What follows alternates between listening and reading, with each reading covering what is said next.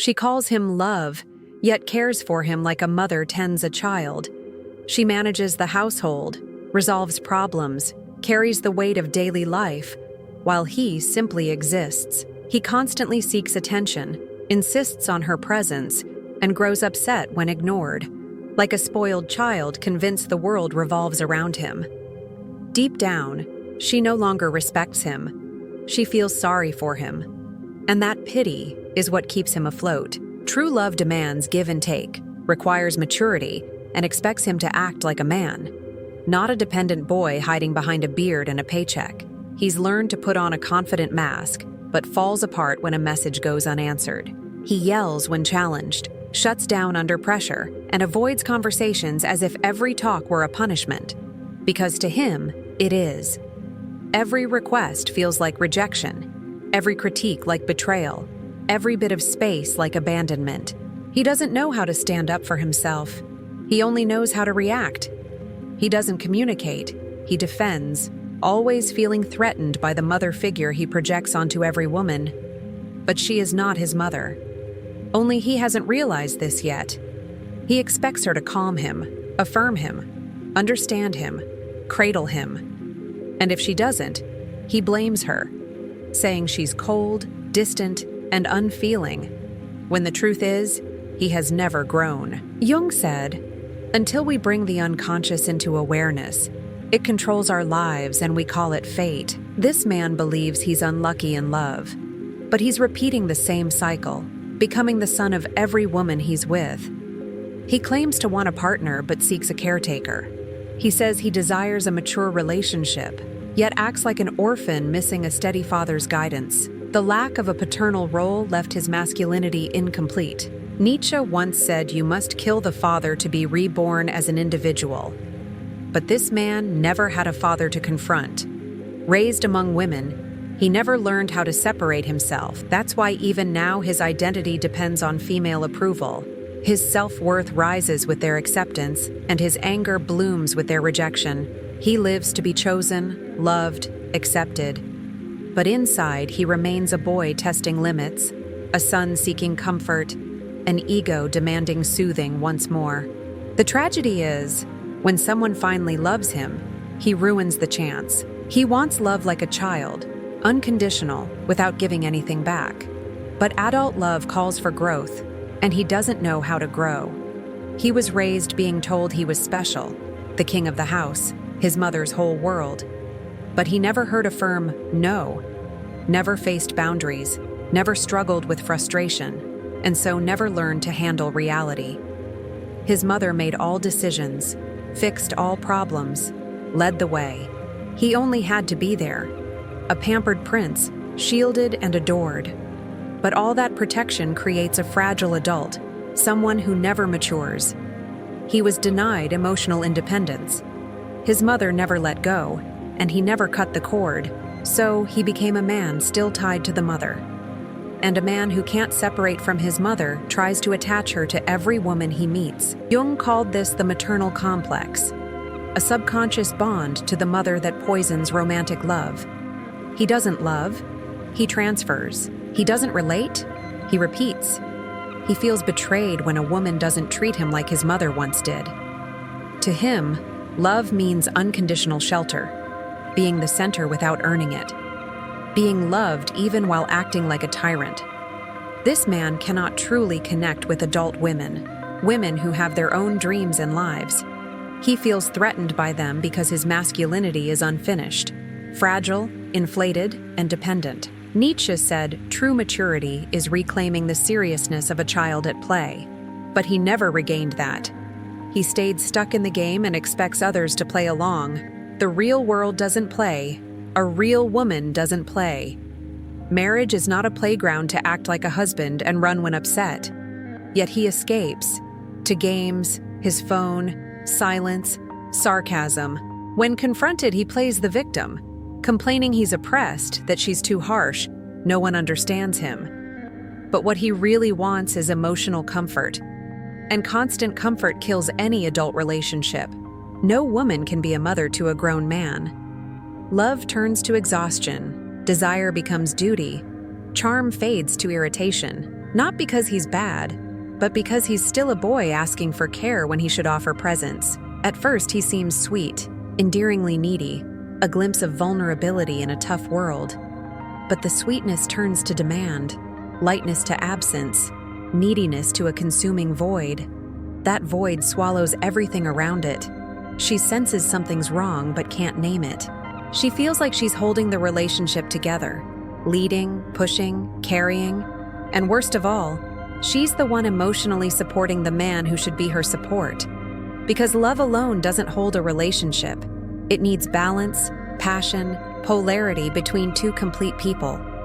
And there is none. When he regresses emotionally to a child, she loses desire. Not because he's unattractive or older, but because he's become a son. Sons don't inspire desire. Sons need nurturing, and endless nurturing kills passion. Desire needs space, difference. This man craves total attention, constant presence, wants to be the center of everything. Home, relationship, her emotional world. He doesn't say it, but she feels it, and starts pulling back to breathe. He interprets her distance as rejection, hurts himself, throws tantrums, retreats into silence or anger over small things. In that cycle, she yields, apologizes for being too grown up, too tired for lacking patience. And that's how love turns into motherhood. And motherhood in romance is a trap. It feels like care but is control, like affection but suffocation, like partnership but submission. Jung said every unhealed relationship becomes possession. That's what happens here. He doesn't love her as a woman. He possesses her as an emotional anchor, a safe harbor, a source of comfort for his unstable self. The truth is, he doesn't want a woman. He wants a womb, a place to hide from life, where he doesn't have to choose, act, or carry responsibility, where he can simply exist. But existing alone in a marriage becomes a weight, and no one wants to carry a weight forever. Love becomes duty, kindness becomes pity, and the relationship becomes dead weight, till one day, she looks at him and sees not a man, but a child, and realizes she's emotionally alone. She's still there physically, cooking, caring, trying to connect. But inside, she's gone, because love that turns into one-sided caretaking dies quietly. She no longer has the strength to carry both herself and him. He adds nothing, he takes, he drains. He can't understand why she changed. He says she grew cold, distant, but he doesn't see he is the one stuck, stagnant, circling his unmet needs, craving childlike love, effortless, without giving back. The man who refuses growth becomes trapped emotionally. Everything wounds him. Everything seems unfair, because he still sees the world through a child's eyes. To a child, every frustration is punishment. Jung said psychological pain calls for transformation, but he ignores it. He blames her, life, fate. He repeats the pattern, victimhood. He claims sensitivity, but it's reactive, not compassionate. He doesn't nurture, he demands. He doesn't care, he expects. That pushes her away. Every grown woman wants a man who shows up, not a son seeking comfort. She starts craving silence, space, freedom from emotional chaos. And in that space, the desire to leave grows. Not from lack of love, but lack of balance. Nietzsche said, "Whoever has a why can endure any how." But when the why dies, when admiration fades, respect is gone, growth stops, the how becomes unbearable. She looks for an exit. When he realizes this, he falls apart, begs, pleads, promises, but doesn't change. Change needs growth. Growth demands surrendering emotional privileges. He'd rather be comforted than respected, because he never learned to handle pain. So he uses drama, creates scenes, cries, plays victim, says he gave all, was the best he could be. But being good isn't enough. He must be whole, present, emotionally mature. He never was. Now she can't pretend anymore. She can't carry him. She is tired too. She wants care too. No one can be mother and partner. He'll change only when it all breaks, when love dies, when she leaves, when he faces himself in the mirror. Then he'll see not a man, but a boy who refused to grow. Real pain is what changes a broken man. Grief shatters denial. Absence stops running and forces facing. Advice won't fix this. Begging won't. He must break, because the self he shows now is built on avoidance. Jung said individuation starts with crisis, the fall of the false self. He'll find himself only when he stops pretending and accepts his emotional ruins as rebirth. But it's painful. He must give up immaturity's comforts, abandon emotional dependence, take charge of his life, without blaming mother, partner, fate. He must be still, sit with his emptiness, hear the boy who had no father, was adored but never guided, sheltered but never prepared. In that silence, build a man, from the inside out. Nietzsche said, "Chaos within births a dancing star."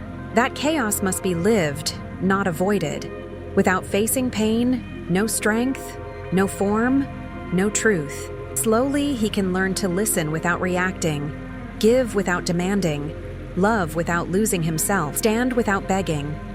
He can step from son to partner, but that needs humility, consistency, emotional honesty. Not easy, but necessary. Love is not a cage. It's not a mother. It's not a game. It's a sacred space between two whole people who bring light and darkness, joy and sorrow, freedom and responsibility together.